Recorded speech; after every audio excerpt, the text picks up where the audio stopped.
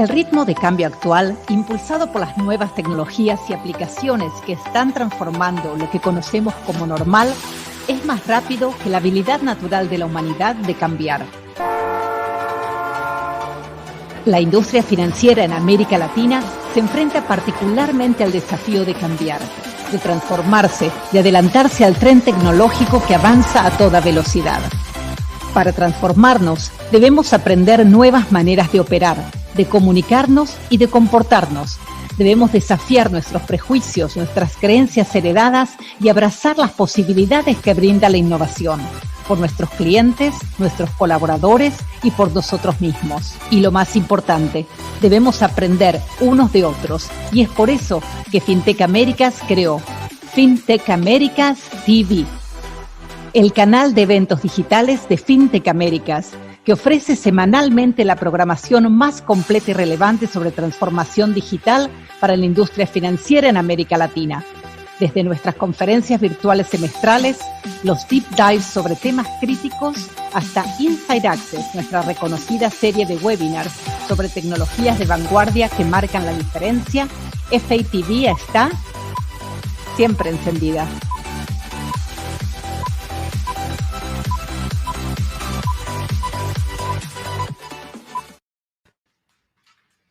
Buenos días o tarde, dependiendo en dónde se encuentran hoy. Y feliz año nuevo. No sé si todavía puedo seguir diciendo eso, pero bienvenidos todos a FATV, el canal digital de FinTech Américas. Soy Ray Ruga, el CEO de FinTech Américas, y es un placer estar con ustedes hoy en nuestro primer episodio del año. Como muchos de ustedes ya saben, semanalmente traemos programación exclusiva en donde hablamos de los temas más candentes en la transformación digital de la industria financiera, junto a líderes y profesionales quienes nos comparten sus insights de lo que viven día a día. Para hoy traemos un Inside Access, un episodio de 1 hora en donde vamos a estar hablando con expertos sobre fraude en el mundo de hoy. No le tengo que decir que en el fraude financiero en América Latina es escandalosamente frecuente, con hasta 1 de cada 5 transacciones digitales en la región rechazada como fraudulenta en el 2021, el doble de la tasa que en cualquier otra parte del mundo. No es solo el aumento de las cifras lo que es preocupante. Los defraudadores son cada vez más innovadores, inventivos, ingeniosos en sus tácticas y técnicas, lo que significa que la prevención de ayer no es apta para hoy. Según la Organización de las Naciones Unidas, cada 39 segundos hay un ataque informático, situación que se acrecentó a partir del 2020, año que se empezaron a incrementar las transacciones virtuales como consecuencia del confinamiento por la pandemia del COVID-19. Las entidades financieras, uno de los blancos preferidos por los ciberdelincuentes, han empezado a fijarse con mayor detenimiento en las distintas soluciones de seguridad virtual. De esto y más vamos a estar hablando hoy. Hoy vamos a tener una conversación profunda con expertos para que nos compartan sus insights y conocimientos sobre el tema, pero esto no sería lo mismo sin ustedes, nuestra audiencia y nuestra comunidad. Así que los invitamos a que se unan a la conversación y nos compartan sus preguntas y comentarios en el chat a mano derecha de sus pantallas para que participen en nuestra conversación. Mientras más compartimos, más aprendemos. Como sabemos que el tiempo es oro, démosle la bienvenida a Zeus López, el CISO del Banco Azteca en México, y Mariflor Ales, Regional Director of Payments, Products and Services, BPC Banking and Technology, que nos llega acá desde Costa Rica. Y recuerden que este espacio es diseñado para ustedes, así que siéntanse libres de compartirnos todas sus preguntas o comentarios para tener una discusión interactiva. Bueno, bienvenidos a nuestro programa de hoy, Mariflor y Zeus. ¿Cómo están? Hola Ray, bienvenidos también a todos los de la audiencia. Muchas gracias por la invitación. Hola Zeus.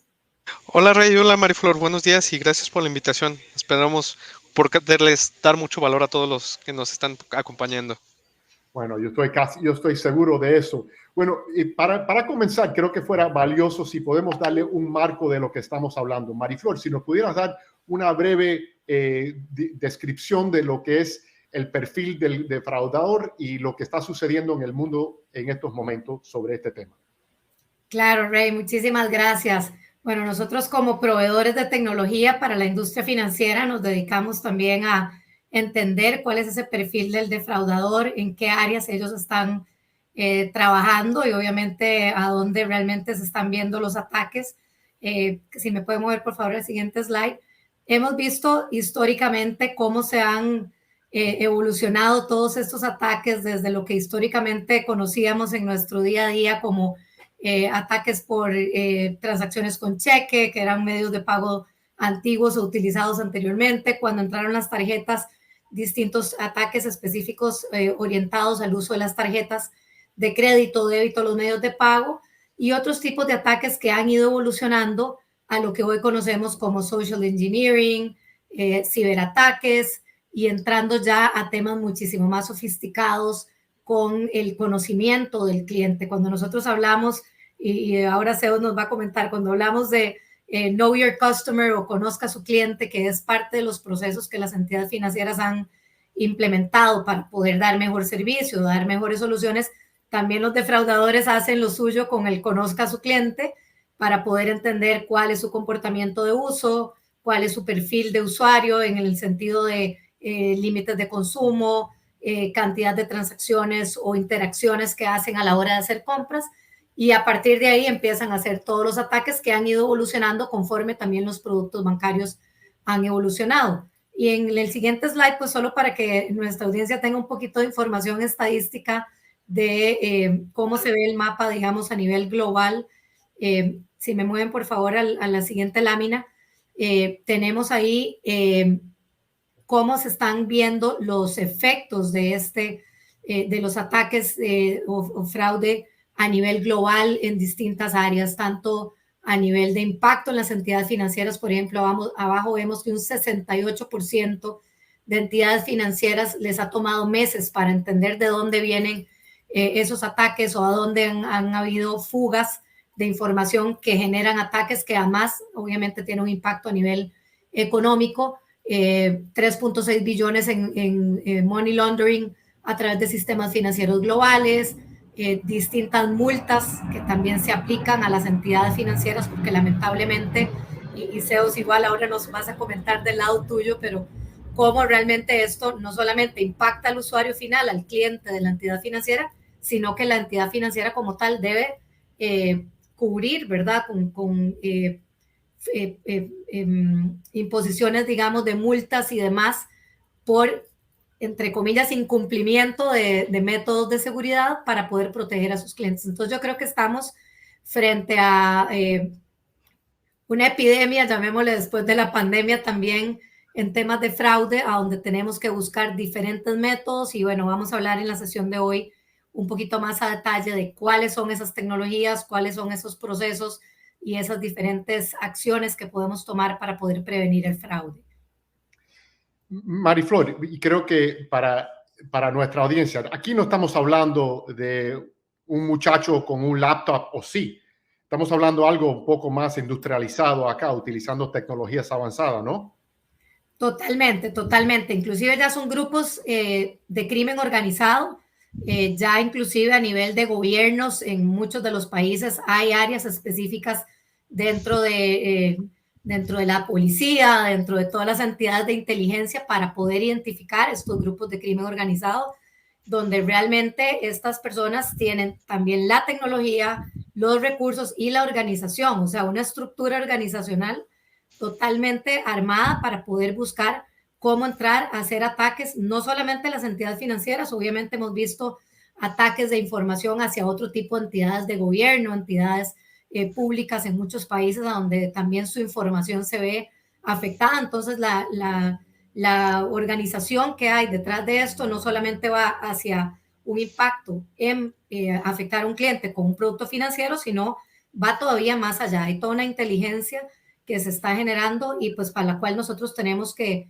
buscar también tener las mismas herramientas, ojalá mejoradas, los mismos procesos, una estructura organizacional dentro de nuestras entidades financieras para poder combatirlo. Y estamos hablando nacional en el sentido que la amenaza al Banco Azteca fueran de delincuentes, ciberdelincuentes mexicanos, o estamos hablando multinacional? Entonces, ¿cómo podemos mirar el tema del escenario de quiénes son y de dónde vienen? Mira, en mi caso es multinacional, o sea, no necesariamente tiene que ser nacional, ¿no?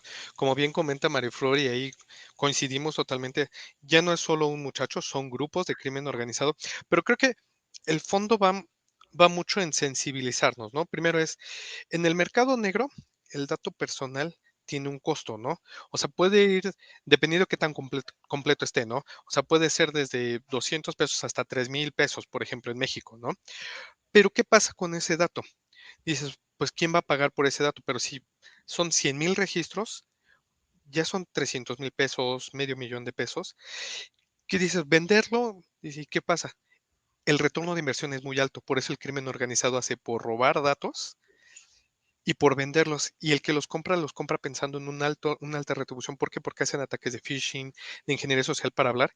Y con cada cliente que le roben de 5,000 hasta 50,000 pesos, hablando de montos cortos, con una probabilidad del 5 o 10%, prácticamente su retorno de inversión se recuperó mucho, muy, muy, muy rápido. Entonces, el crimen organizado realmente es una inversión corta acorde al retorno de inversión.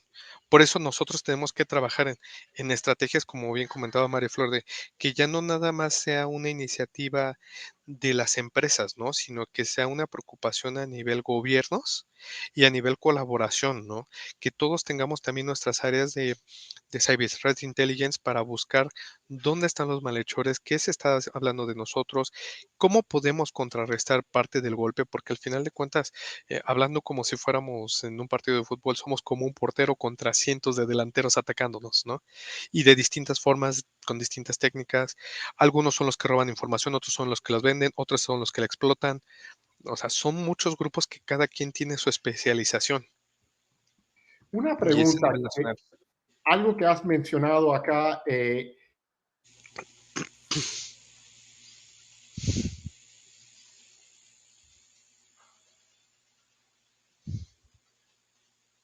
Creo que se nos fue Zeus un segundo. ¿cuál es? Sí, Y me da, y recuerda, yo soy. Perdón, Rey, no te escuchamos por un minuto que te Me, fuiste. me están viendo acá ustedes a mí? Disculpen. Eh, eh, a ver acá.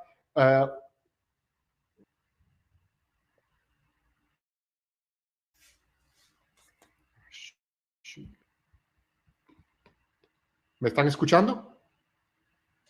ya, Ahora Ah, sí, ya te ahora sí. recuperamos. disculpen acá. Para darle un poquito, acá como a Mateo en este tema, ¿cómo podemos mirar o qué es lo que es el tema? ¿Cuál es un riesgo, una amenaza y una vulnerabilidad que tienen que enfrentan los bancos? ¿Son diferentes esas categorías? ¿Cómo lo miran ustedes desde el punto de ciberseguridad?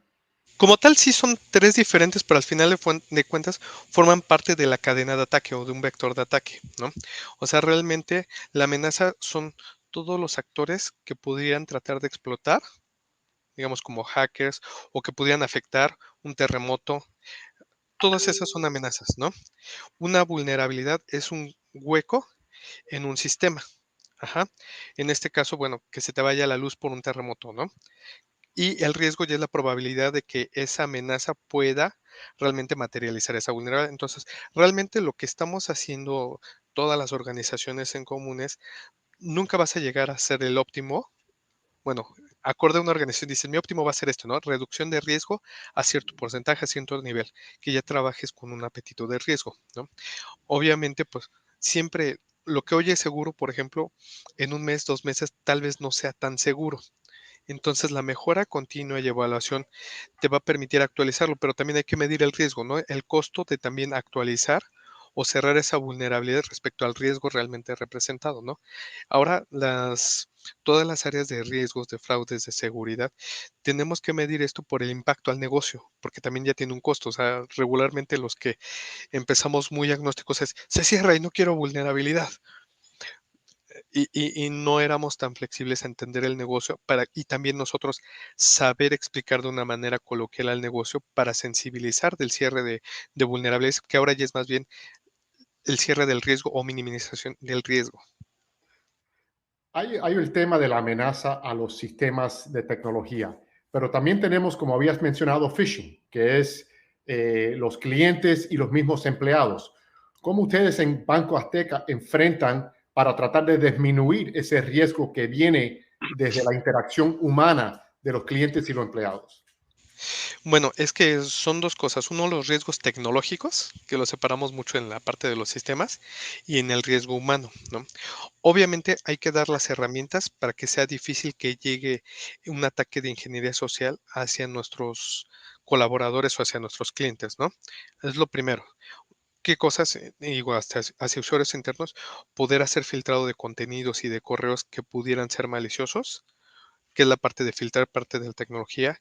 A los clientes sí proveer de sistemas lo más seguros posibles, empezar a poner factores biométricos para evitar robo de identidad. Y por otro lado viene mucho de la awareness y la educación, ¿no?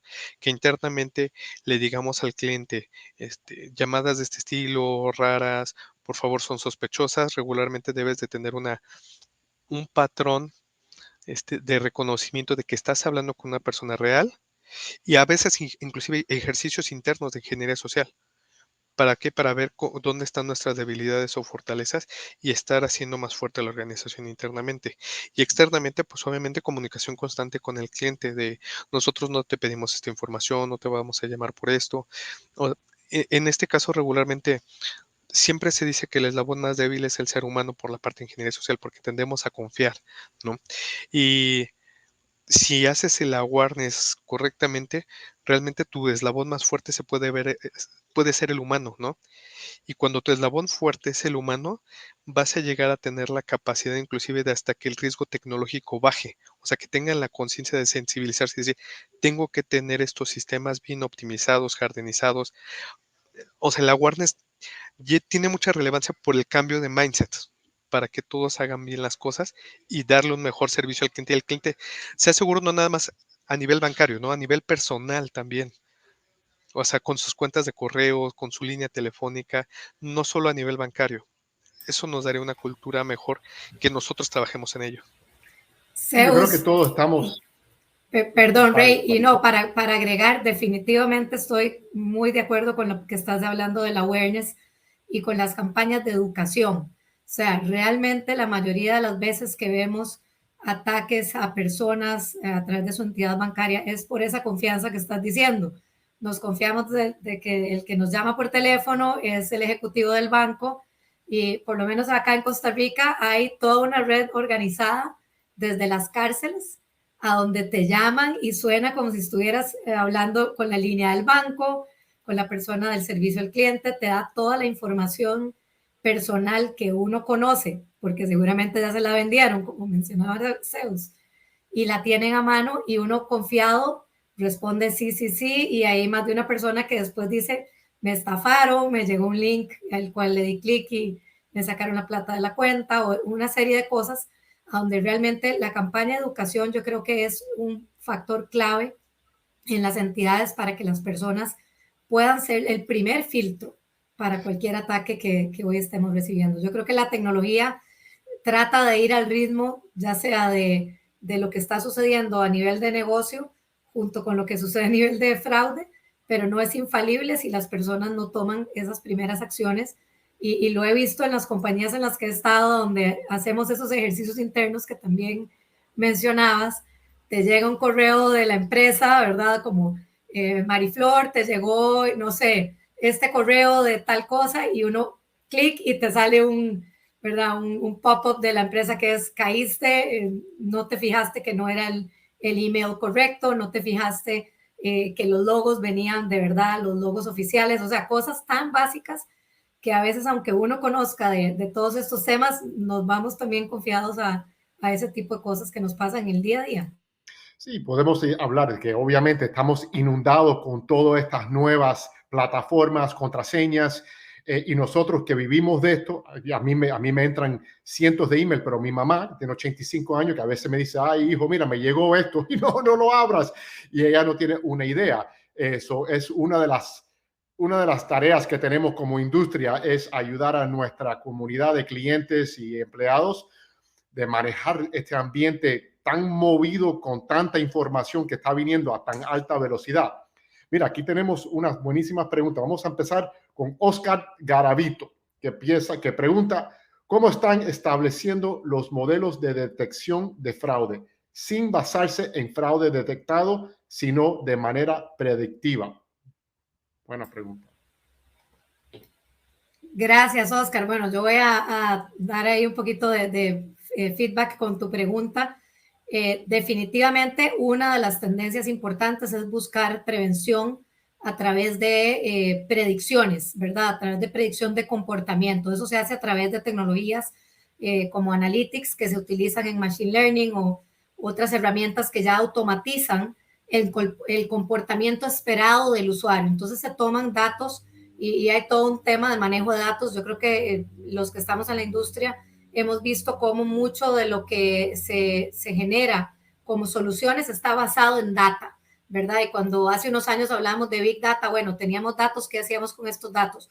Hoy día esos datos sirven precisamente para este tipo de soluciones.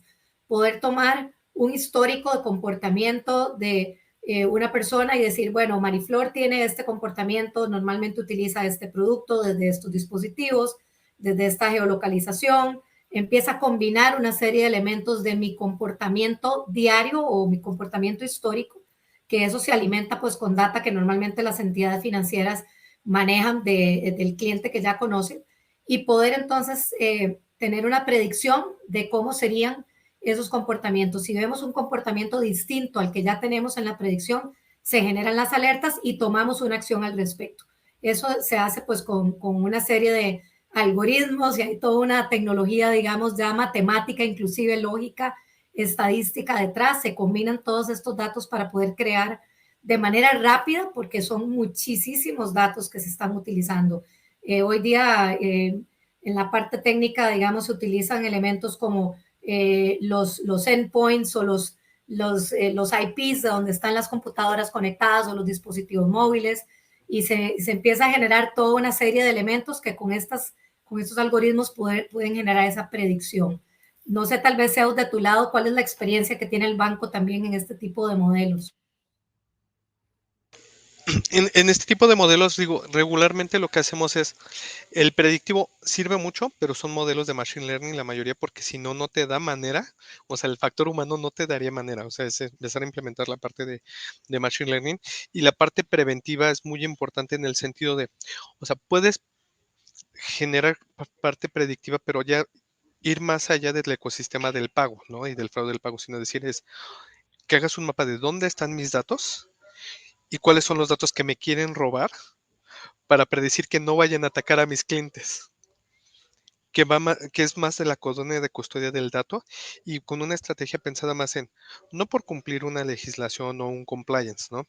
Porque cuando tienes una estrategia sólida que comprende todo esto, conociendo cómo piensa el defraudador, tienes que ir a cerrar esos puntos y predecir que van a ir por esa información. Entonces, ¿cómo la custodias?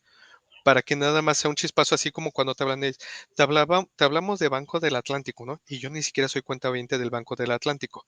Dice, bueno, pues ya se descarta. Que sean ese tipo de llamadas y no que sean específicamente, soy de Banco Azteca y sí tengo Banco Azteca. Entonces, es importante, sí, la parte predictiva te ayuda con el Machine Learning. Creo que ya a estas alturas del partido ya no hay otra forma de hacerlo, y aumentar la parte de la prevención. Mira, aquí hay un comentario, yo creo que importante para el contexto de esta conversación, de Isai Romero, que dice, al pensar como de un defraudador, podríamos llegar al extremo de ver fantasmas en todo lado, originando excesiva desconfianza en los clientes y, en consecuencia, afectar el crecimiento del negocio. ¿Cómo se balancea tener el ojo hacia estos riesgos y estas amenazas que son muy de verdad y afectan el negocio, y al mismo tiempo tratando de minimizar la fricción del cliente? Porque otra cosa, podemos ponerle tantos puntos de chequeo que el cliente se queda frustrado porque para tener acceso a su cuenta tiene que pasar X número de barreras. ¿Cómo se balancea entre la protección de la institución, la protección del cliente y la fricción y la experiencia del cliente? Por ejemplo, en mi caso tenemos áreas de user experience, que antes de sacar un producto tratamos ese tema de la fricción con el usuario, ¿no? ¿Cómo podemos reducir la fricción del usuario sin que los controles de seguridad y prevención de fraudes lleguen a ser tan tediosos, ¿no? Tan tedioso como, por ejemplo, el enrolamiento y la bienvenida a un usuario. O sea, tenemos que generar métricas de en cuánto tiempo necesitas tú enrolar al usuario. Es el primero, el tema de negocio, ¿no? Que ya no trabajamos aislados, todos vamos en conjunto. Negocio dice esto, user experience, ¿qué necesitamos? Y nosotros tenemos que ver cómo llegar a esos tiempos sin fricción para reducir el riesgo. Y obviamente aquí algo importante es movernos a la biometría y ayudarnos también con el gobierno. ¿Para qué? Para poder identificar que esa identidad sí corresponda a un ciudadano y corresponde al rostro biométrico vivo para evitar rostros falsos o fotografías y poderlos realmente machar para evitar el fraude de robo de identidad, que ese es uno de los primeros, ¿no? Y la otra también, perdón que vuelva a hacer con el awareness, es dejar de ser tan técnicos y ser lo más, usar el lenguaje más natural con ellos cuando hablamos y también con la organización, en el sentido de, por ejemplo, es, tú en tu casa usas esa llave de los abuelos que era nada más plana con un palito aquí para tu casa o utilizas una llave que tiene una combinación más grande, ¿no? Y todos dicen, no, pues esa llave. Entonces, ¿por qué tu contraseña le pones 1, 2, 3, 4, 5? Que es tu llave de acceso. Entonces ya con eso, como cuando les cambias el panorama del físico al abstracto, con esas simetrías, dicen, ah, tienes razón. Y el otro, ¿por qué pides tantos controles? Ah, pues ya tiene la llave, pero realmente el marco de la puerta y la chapa, si la empujo fuerte, se rompe, aunque tengas una buena gana. Por eso pongo estos controles de seguridad para que no empujando la puerta se rompa. Entonces, con ese lenguaje coloquial empiezas a ser sensible a user experience, a negocio, de por qué necesitas controles. Obviamente uno tiene que tener la sensibilidad de en cuánto tiempo tienes que enrolar eh, y toda la parte de evitar fricción con el usuario. Y cuando te comunicas al cliente similar, ¿para qué? Para que sí llegamos a un consenso y un riesgo aceptado, que era lo que decíamos anteriormente. Ok, haciendo esto vamos a poder tener un riesgo así, ¿es aceptado o no? Y yo te agrego ahí, Zeus, que en el espacio de empresas que están en crecimiento, con el tema de la ley FinTech, por ejemplo, que se ha venido desarrollando en tantos países en Latinoamérica, hay países y gobiernos que tienen una regulación mucho más estricta para ese proceso de enrolamiento, de creación de un cliente nuevo y que obviamente el banco tradicional está obligado a seguirlas. Cuando se abre el espacio a la fintech para poder precisamente tener, digamos, una base de inclusión financiera y de otros servicios financieros a la población, de repente se puede también flexibilizar un poco el tema del riesgo. Entonces también no dejar de lado que algunas de las regulaciones en algunos países pueden complicar esa experiencia usuaria, pero por otro lado pueden más bien ser muy flexibles y dejar entrar temas de fraude al haber menos requerimientos. Y ahí es donde tenemos que tener ese balance que Ray estaba mencionando. Si yo voy a hacer una aplicación en una fintech para poder hacer un onboarding de un cliente para un préstamo de una manera rápida, créditos simplificados, cuentas simplificadas, que en muchos países lo estamos viendo. Bueno, ¿cómo logramos agregar la capa de seguridad digital para que esa experiencia no se vea afectada, siga siendo una muy buena experiencia para el usuario, pero que la fintech tampoco se vea desprotegida porque tienen menos estructura de seguridad, menor conocimiento, digamos, a nivel de experiencia en este tipo de manejo de fraudes y que los bancos tradicionales ya lo tienen. El área tuya, pues obviamente es un área súper estructurada con gente especializadísima en todos los distintos tipos de fraude, como hablabas ahora de data, de pagos, de distintos tipos de productos, inclusive, bueno, en el espacio fintech, el espacio de los neobancos o los bancos digitales, eso también creo que hay que cuidarlo para no afectar el negocio, como decía Isaías. Claro, y agregando un poquito a lo que comentas, es responsabilidad de nosotros como bancos también, que estamos atrás de las fintechs, generar las plataformas necesarias para que ellos se puedan integrar de una forma segura y hacerles copartícipes de decirles, este es mi esquema de seguridad, te vas a subir tan rápido, te puedes acoplar tan rápido, nada más sigue estas líneas y estos son nuestros parámetros que vamos a comunicar contigo para reducir ese riesgo. ¿Cuáles son los tuyos? Y tener unas exigencias con ellos acorde a la ley fintech, como bien dice María Flor, del país, para así reducir y realmente sea una colaboración, porque si no vamos a matar ese mundo de allá también. Sí, yo creo que una de las cosas que yo creo que todo el mundo subestima la dificultad de manejar estas plataformas financieras con transacciones entrando del extranjero, etcétera. Y un tema, ustedes en estos puntos que hicieron ahora, trajeron dos temas que creo que es crítico cuando estamos mirando el panorama hacia el futuro. El primero es, uno de los propósitos de toda esta transformación es poder bajarle los costos operativos a los bancos para hacerle mucho más accesible a nuevas personas en la población, en el sentido los no bancarizados y los bajo bancarizados. Mientras más eficiencia, más pueden entrar estos jugadores nuevos como clientes al banco, porque le hace factible. Pero entrando estos nuevos tipos de clientes que no están acostumbrados a operar con sistemas financieros, crean un nuevo vector de vulnerabilidad, porque son clientes que no están acostumbrados, simplemente no saben cuándo le va a entrar un correo o un texto y lo contestan. Y el segundo, tienen el tema de las fintechs. Estamos promoviendo mucho la banca abierta y la banca abierta tiene como propósito de poderle interconectar jugadores de fintech innovadores encima a la plataforma del banco para ofrecerle esos productos y servicios a los clientes. Pero como bien dijeron los dos, ahí hemos multiplicado el riesgo para todo el sistema porque tenemos jugadores de los dos lados que a lo mejor necesariamente no están acostumbrados a operar en un sistema de alta sofisticación y alta regulación. ¿Qué pudieran decir sobre ese marco nuevo de mirando a esta expansión del ecosistema bancario? Bueno, voy yo adelante. Estoy de acuerdo, Ray. Yo creo que precisamente eso es lo que tenemos que cuidar. La ley FinTech en algunos países ya tiene algunos años de haberse definido. En otros países de la región todavía vemos que están iniciando con esas definiciones.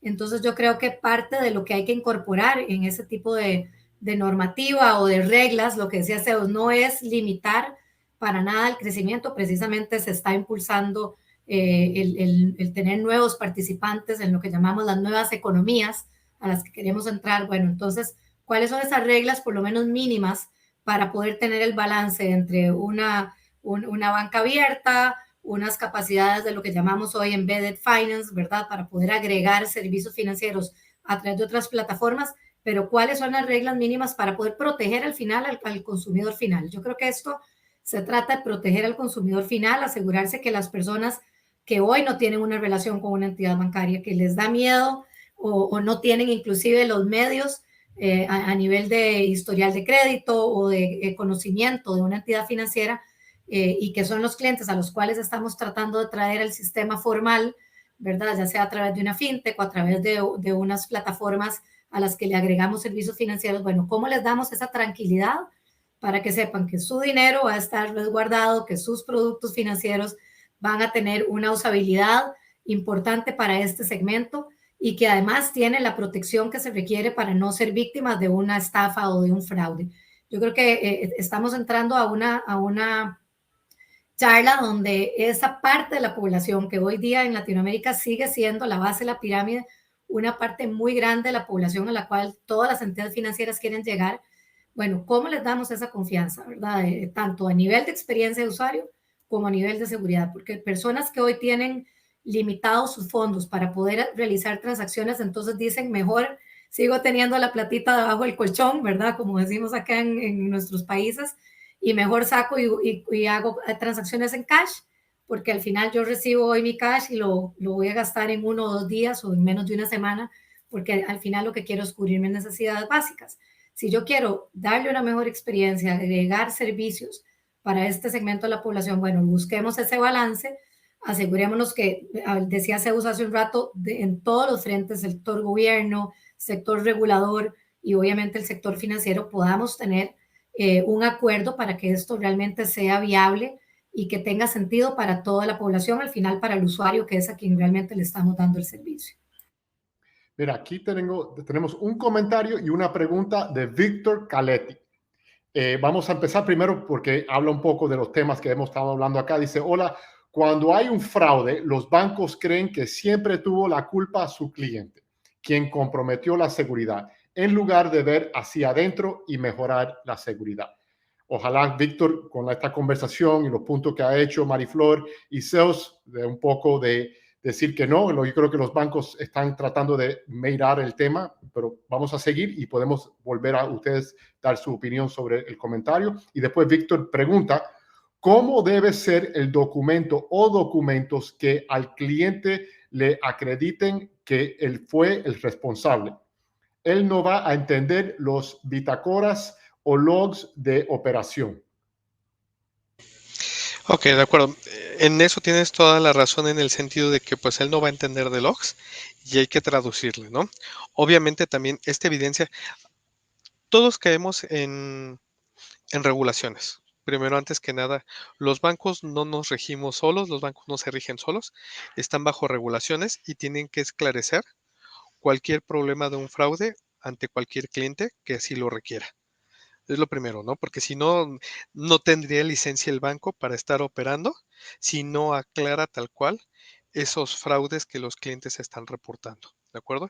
E inclusive los tenemos que atender como tal porque si no nos puede llegar una multa por mal manejo de esos incidentes. Es lo primero, ¿no?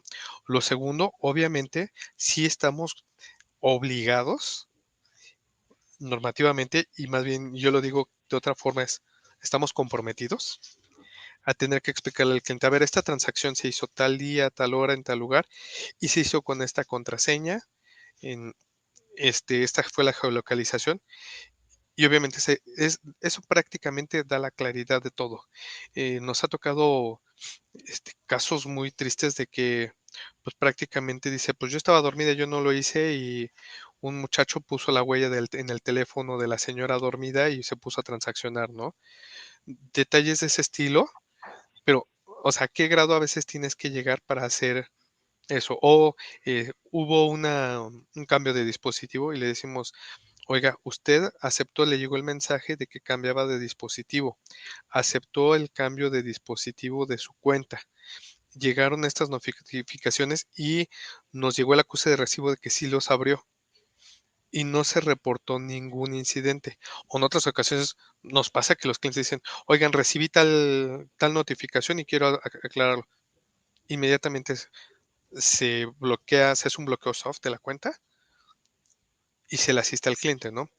Obviamente que también tenemos que trabajar y eso tenemos que hacerlo todos los bancos, es la manera en cómo el cliente llega hacia nosotros para reportar estos incidentes, porque a veces se pueden reportar antes, no se está pasando el fraude, pero algo que hace el Machine Learning, algo que platicábamos anteriormente, es la parte predictiva. O sea, hubo un cambio de dispositivo en otra geolocalización diferente. Bueno, ya es una alerta para que podamos hacer un bloqueo soft frente a un posible fraude, ¿no? Pero también los clientes, darle la sensibilidad de puedes reportar en cualquier momento que veas este tipo de incidencias. Y eso inclusive ayuda a esclarecer mejor las cosas a favor del cliente. Pero sí, estamos comprometidos y obligados a esclarecer ese tipo de dudas. Mira, y seguimos con las preguntas, que tenemos muchas preguntas acá. Dice Arturo Bustíos, pregunta, ¿sus áreas de control, como ser auditoría, coadyuvan a la mitigación de estos riesgos, como phishing, vishing, etcétera, con revisiones respecto a ingeniería social? ¿Cómo es su relación con estas áreas respecto a la gestión de estos riesgos? Ok, sí, o sea, sí coadyuvan, porque al final de cuentas, auditoría no es parte del área de seguridad, no es parte del área de riesgos, para que no seamos juez y parte. Ajá. Y ellos tienen que medir la eficacia de nuestros controles y de las métricas que tenemos. Obviamente le llega la cantidad de incidencias de cara al cliente en una división de auditoría para decir, estamos viendo este tipo de tendencias. ¿Qué han hecho al respecto? Nosotros como ingenieros sociales, como seguridades, hemos encontrado estos sitios de phishing malicioso, que se copió el sitio y hemos tirado estos lugares, o nos llega un reporte, lo tiramos en tanto tiempo este sitio de phishing y damos esas métricas de auditoría. Las áreas de riesgos o de fraudes, por ejemplo, se presentaron todas estas actividades y las mitigamos de esta forma. O si hubo casos, digamos, de contenciones fallidas, obviamente auditoría tiene métricas para nosotros, porque es una mejora continua en función a mejora interna de la empresa para servicio al cliente. Y si nuestra relación tiene que ser de comunicación inmediata, abierta, por la sensibilidad de la información que tenemos. O sea, hasta en imagen nos pega a los bancos. Ahora, todos tenemos el banco aquí, rápidamente cambiamos, pero así de rápido llega una noticia de, me pasó esto con este banco. En nuestro caso, seguramente han visto que el dueño de Banco Azteca regularmente anda muy activo en Twitter y dice, encontramos esto. Y hasta taga auditoría. ¿Por qué? Porque tenemos comunicación directa a todas las áreas para dar seguimiento. Entonces, la comunicación interna es crítico para combatir. Esto no puede haber silo y tiene que estar todo el mundo muy ágilmente pudiendo comunicarse para que la escena de riesgo esté reconocida por las diferentes áreas del banco. Correcto. Y eso lo hacen ustedes y por Twitter, entonces todo el mundo tiene que estar al tanto al Twitter para poder seguir lo que pudiera surgir durante el día.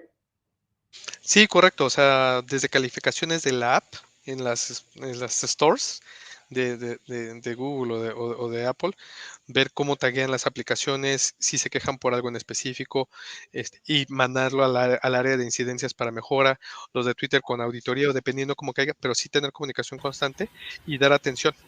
¿Por qué? Porque eso regularmente nos ayuda a tener más eficacia y a veces llegamos al grado de contactar al cliente. ¿Cuál ha sido tu experiencia? ¿Nos puedes explicar? Y lo contactan.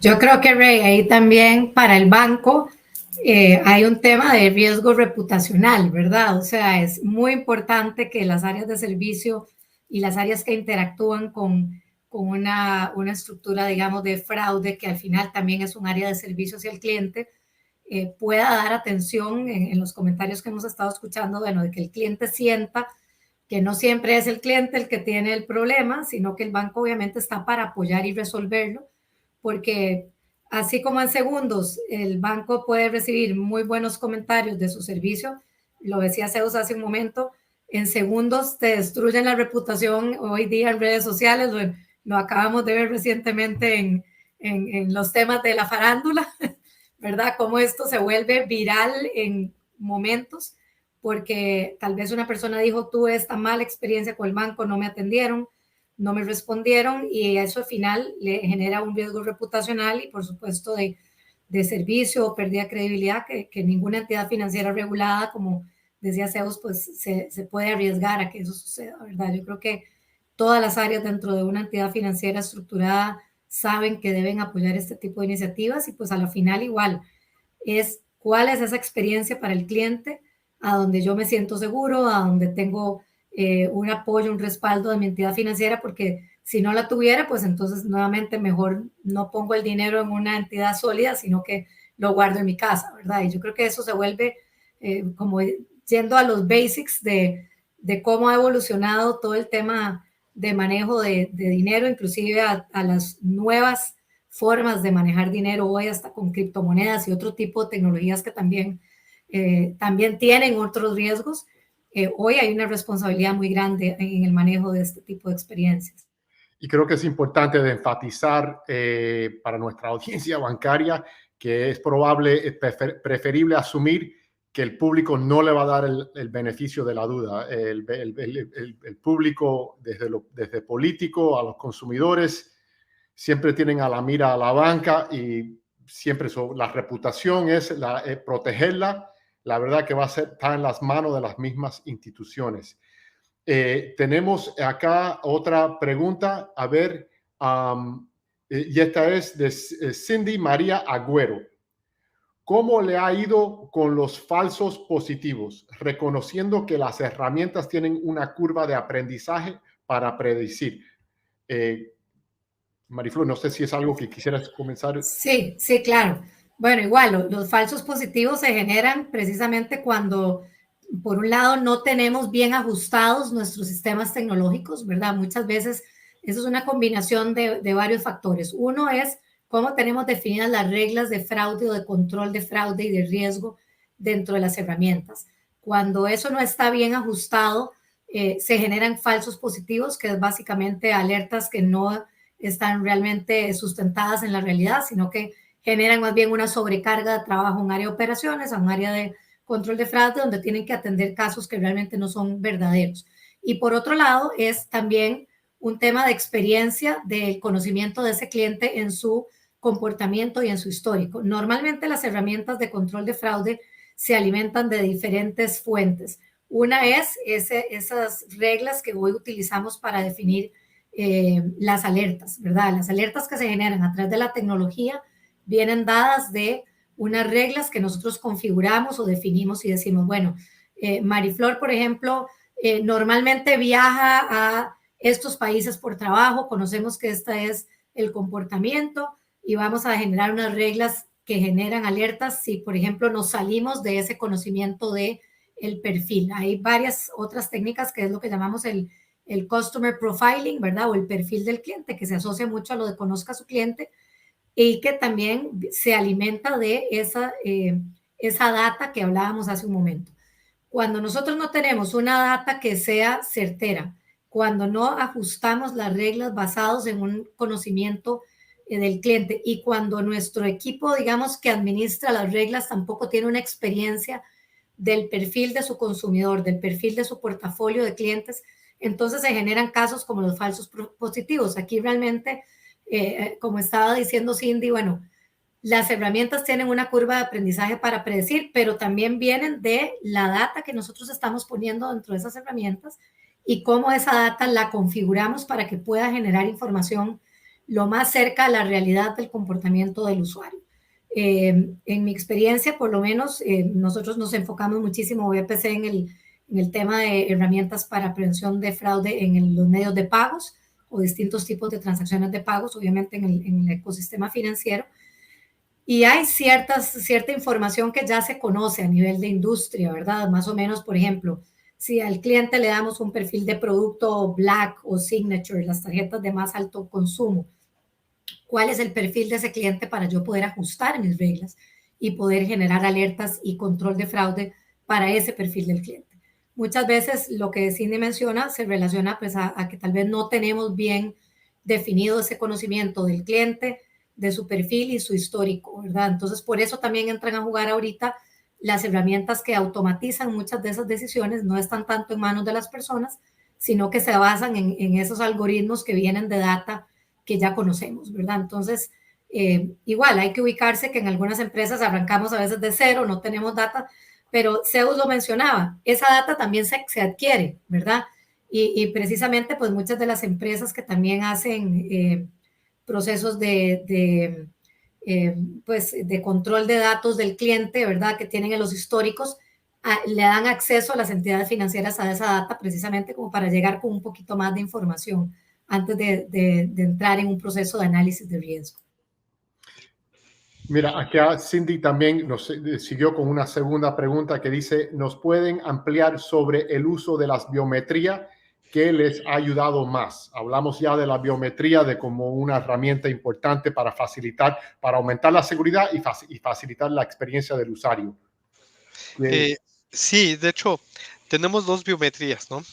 La biometría conductual, que regularmente se utiliza es con qué cadencia usas o tecleas tu contraseña, por ejemplo, o con qué la cadencia con la cual tú te mueves dentro de tu aplicación, que ese es un tipo de biometría para saber que aunque entraron con credenciales válidas o sea válida, realmente no eres tú como la persona que regularmente la utiliza, porque por tu comportamiento. Ajá. Y la otra es la biometría, hablando de tu reconocimiento facial o de tu huella. Sirve mucho, pero realmente sirve para enrolamientos o para logueo a la aplicación. ¿En qué sentido? Es que ya no sea solamente un rostro o una fotografía, sino una prueba de rostro vivo. ¿A qué nos referimos con esto de la biometría como ayuda? Es que no sea un video, porque obviamente te pide que te acerques, te alejes, que enfoques, que muevas un poquito el rostro, porque todo esto se llaman, digamos que se llaman minucias. Los puntos de control, la distancia entre los ojos, o sea, los extremos de los ojos, a lo largo se les llama minucias, ¿no? Entonces, todos esos puntos de control generan parte de tu información biométrica. Ahora, eso lo que tenemos que hacer es utilizarlo de tal manera que no pueda ser sustituido por nada artificial para dar acceso y reconocer que tú seas cliente. Ahora, mucho de esto también tiene razón María Flores. No siempre tienes esa información. Si el cliente no fue a sucursal a tomarse esa foto con su identificación, en la era de la transformación digital, pues todo es remoto.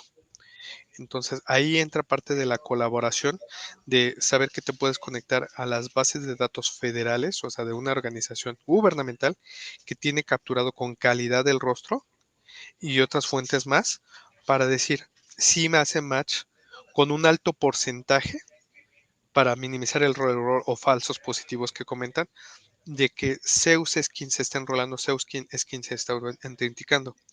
Hay otras iniciativas privadas que ya están empezando a querer implementar la parte de blockchain. ¿A qué se refiere? Que una organización ya tiene a Zeus como cliente, lo tuvo válido en algún momento en sucursal y se genera a través de tus minucias un blockchain. Entonces, cuando Zeus llega a otra institución que no lo conoce, se genera un blockchain y pregunta a los demás, ¿alguien conoce a Zeus? Sí, se hace match el blockchain y lo certifico. Eso va a generar una explosión de reconocimiento de biometría y no necesariamente es tu foto, sino simplemente es un blockchain que te anonimiza. No te está exponiendo, pero está ayudando a reducir la capacidad del fraude. Esto no es una iniciativa federal o algo que esté regulado porque también implica una inversión, un costo, un desarrollo, pero ya muchas organizaciones están empezando a querer colaborar de esa manera. ¿Cómo nos ayuda? A reducir el riesgo del robo de identidad. Mira, aquí tenemos varias preguntas más y aquí viene Cristian Argotti que pregunta y dice, buenas tardes, si pudiesen destinar un porcentaje del presupuesto de un banco al control de fraudes, prevención, identificación y acciones de remediación, ¿cuál sería el óptimo? Cuando estamos hablando aquí, la capa de costos que implica proteger las operaciones bancarias y a los clientes bancarios. En este caso no es que si se pudiera, más bien se hace. Más bien la respuesta es se hace, ¿no? O sea, se tiene presupuesto para controles desde el área de auditoría, desde el área de seguridad, desde el área de fraudes, inclusive desde las áreas de prevención de dinero y desde las áreas de enrolamiento, o las áreas de captación. ¿A qué se refiere captación? De traer nuevos clientes. ¿Cómo puedes hacerlo? Pues tienes que tener presupuesto para poder captar clientes digitales. ¿Y cómo lo vas a hacer? Pues invirtiendo dinero para tomar fotografías de calidad, poderlos enrolar y evitar que les roben su identidad a estos nuevos clientes. Entonces, sí existe un porcentaje de presupuesto de las distintas unidades o silos, tanto de negocio como de las áreas de control. Marifel, tuvieras esto como un tema compartido, que es un promedio que hay entre la industria. Si estamos hablando de un fintech que está iniciando, ¿cómo miraría esa organización la capa de costo que esperaría poder protegerlo basado en la pregunta? Sí, digamos, desde el lado nuestro como proveedores de tecnología, más o menos un 20% de la inversión en tecnología corresponde a temas de fraude. Ya eso depende también qué tan sofisticado quisieras tener ese control de fraude o qué tan sofisticadas las herramientas. En algún momento yo mencionaba, no sé si lo mencioné, pero el modelo de Fraud as a Service, que es el fraude como modelo de servicio, que también hoy es una iniciativa, bueno, en el caso de EPC la estamos promoviendo, pero vemos que es una tendencia en la industria el poder recurrir a empresas especializadas para que den el servicio de prevención de fraude a una entidad financiera, sobre todo en el caso particular de fintechs y otras que no pueden invertir o destinar una parte muy grande de su estructura, tanto a nivel de personas como de presupuesto, más o menos corresponde como a ese 20% del total, digamos, de una inversión de tecnología. Yo, por ejemplo, lo refiero al caso de una fintech, por ejemplo, que quisiera iniciar en un negocio de procesamiento de pagos. Hablamos de emisión de tarjetas de crédito o débito, a donde se requiere una solución punta a punta desde la administración de sus productos, toda la parte de servicio y toda la parte de operaciones y control, más o menos un 20% corresponde a la porción de fraude. Si lo llevamos a un modelo de fraude como servicio, es decir, empresas que dan servicio desde la nube, inclusive con personas, con personal especializado para dar servicio en nombre de la entidad financiera, tal vez puede incrementar un poquito más porque estaríamos asumiendo como proveedores una función operativa que típicamente es de un banco tradicional en su estructura, como mencionaba Zeus, hay 3, 4 unidades de negocio atendiendo temas de fraude, seguridad, auditoría, operación, monitoreo. Una empresa pues más pequeña, fintech, iniciando, tal vez no se requiere todo el espectro de recursos, pero sí se puede buscar un modelo a donde esa inversión se pueda ir incrementando conforme la entidad va creciendo también. Yo creo que igual depende de qué tipos de productos las entidades financieras hoy están emitiendo para sus clientes. No es lo mismo hacer control de fraude sobre, no sé, modelos de tarjetas y medios de pago físicos. Cuando ya nos llevamos a esos medios de pago a la parte digital, hay que invertir en la parte de seguridad digital porque todo se realiza a través de dispositivos móviles, por ejemplo. Y si ya hablamos de una entidad pues financiera, bancaria más sofisticada, hablamos de otros tipos de productos, productos de inversión, productos de captación y demás, bueno, ahí todavía tenemos que hacer una inversión mucho mayor, ¿verdad? Entonces yo creo que depende un poquito de eso, pero yo pensaría que en un startup podríamos andar en el orden de un 20% de inversión en la componente fraude. Buenísimo. Mira, quedan 2 preguntas acá, nos quedan 4 minutos, a ver si podemos llegar. Dice William Ramos, aparte de la ley FinTech, ¿algún marco o ley regulatoria conocida donde las áreas encargadas de prevención puedan tomar buenas prácticas o parámetros para minimizar el fraude? Bueno, por ejemplo, en México, o sea, sí existe la Circular Única de Bancos, o sea, la Comisión Nacional de Bancaria y de Valores, así como generó la ley FinTech, también tiene para los bancos. Y hay un apartado específico donde habla del fraude. Inclusive hay muchos otros estándares, como PCI también tiene algunas cosas específicas con el manejo de tarjeta para la parte de minimización de fraude y controles, ¿no? Regularmente mucha parte del fraude se da por falta de algunos controles. Ajá. Y mucho del riesgo se puede medir con base al cumplimiento e incumplimiento de controles. Para eso existen, para minimizar el riesgo, ¿no? De robo, de fraude, etc. Pero sí, o sea, sí existen. En cada país tiene su propia regulación y la verdad es que convergen en muchos de ellos. Y los que no la tienen aún es más bien porque la están maquilando y que va a hacer match con mucho de lo que internacionalmente está pasando. Perdón, hay apartados ahí específicos también, Zeus, que mencionabas sobre la parte de manejo de datos, ¿verdad? Mucho del fraude viene del lado de manejo de datos, entonces, encripción de datos, toda la seguridad física, la infraestructura sobre la cual están corriendo los sistemas de las entidades financieras, también tienen una serie de controles que se deben seguir. Muchos están regulados a nivel ISO, ¿verdad? O a nivel de certificados internacionales de seguridad que deben tener las entidades financieras según esa infraestructura tecnológica que tengan. Entonces también no solamente hablamos de la parte transaccional, cuando el usuario final está haciendo transacciones, sino hablamos de controles a nivel ya de infraestructura, bases de datos, o sea, un componente técnico asociado a dónde están hospedados realmente esos datos y cómo se mueven de un punto a otro. Inclusive nosotros tenemos la Ley Federal de Protección de Datos Personales en posesión de particulares, que aparte tienes que cumplir como la ley GDPR, ¿no? Del resguardo de los datos personales, como bien dice Mariflor, y no tiene nada que ver con tu tarjeta, pero es correcto.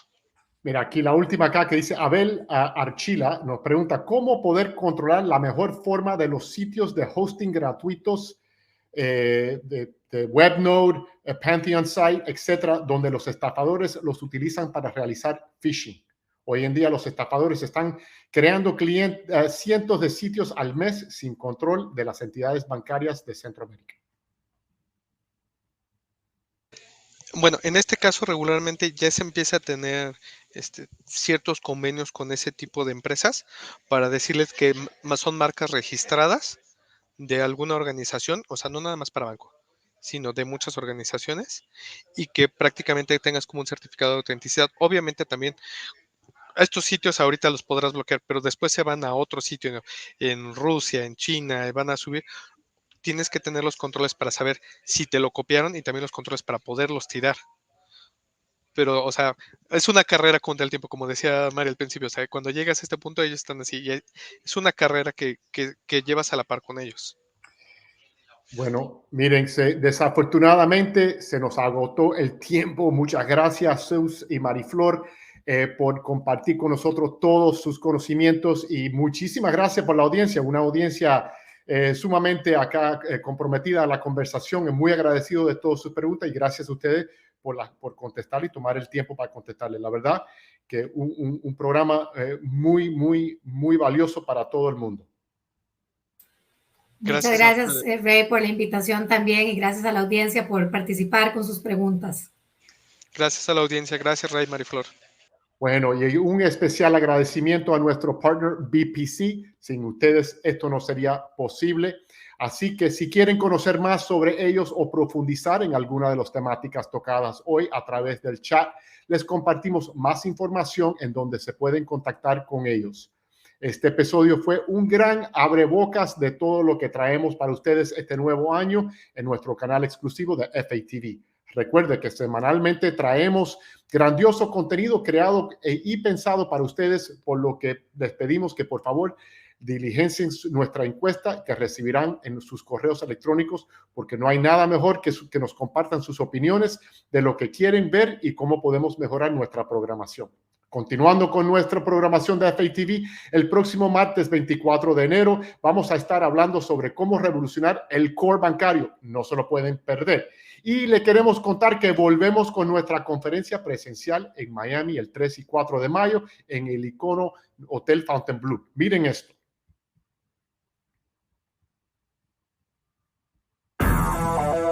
La ventaja es estar por delante. Estar juntos. Entender las tecnologías digitales que están cambiando la forma de trabajar de la banca y los negocios. La ventaja es ganar energía, cobrar vida y aprender lo que depara el futuro. Tu futuro. 1000 asistentes. 100 fintech. 150 ponentes. Y tú en Miami 2023, en el impresionante Hotel Fontainebleau en South Beach de Miami, los días 4 y 5 de mayo. Las entradas son limitadas. Visita www.fintechamericas.co. Bueno, les deseamos una excelente semana y esperamos verlos muy pronto. Muchas gracias de parte de todos nosotros en el equipo de FinTech Américas.